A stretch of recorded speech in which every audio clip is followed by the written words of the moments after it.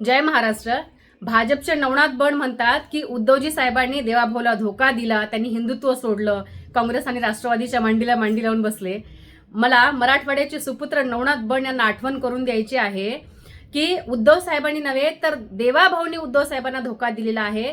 ज्या अजितदादासोबत तुम्हाला युती करायची नव्हती कुठल्याही परिस्थितीमध्ये, तुमच्या देवाभाऊला अविवाहित राहायचं होतं पण राष्ट्रवादीसोबत युती करायची नव्हती, त्याच देवाभाऊनी अजितदादासोबत एकच टमरेल घेऊन सकाळी सकाळी परसाकडला गेले होते. ते कदाचित तुम्ही विसरला आहात, हे तुम्हाला आठवण करून द्यायचं आहे.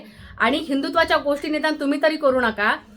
नरेंद्र मोदी साहेबांपासून तर तुमच्या या महाराष्ट्रातल्या सगळ्या नेत्यांनी कोणत्या मोहल्ल्यात जाऊन गोल टोप्या घालून आणि कुठे जाऊन दुवा पडलेली आहे आणि कुठे जाऊन आशिष शेलारचा आशिष कुरेशी झालेत, याचे सगळे पुरावे आजही सोशल मीडियावरती उपलब्ध आहेत.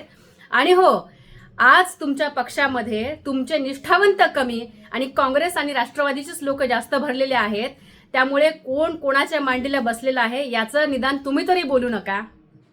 मला कसं आहे नवनाथ दाजी, तुमच्यासारख्या डोसक्यावाल्या माणसानं असं येड्यासारखं बोललं म्हणजे जरा कमालच आहे. जाऊ द्या, मोर द्या.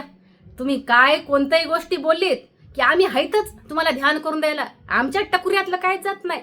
तुमच्या टकुऱ्यात कदाचित कोणत्या गोष्टी विसरल्या असतात, आम्ही हे ध्यानात आणून द्यायला. तर इतकंच. जय महाराष्ट्र.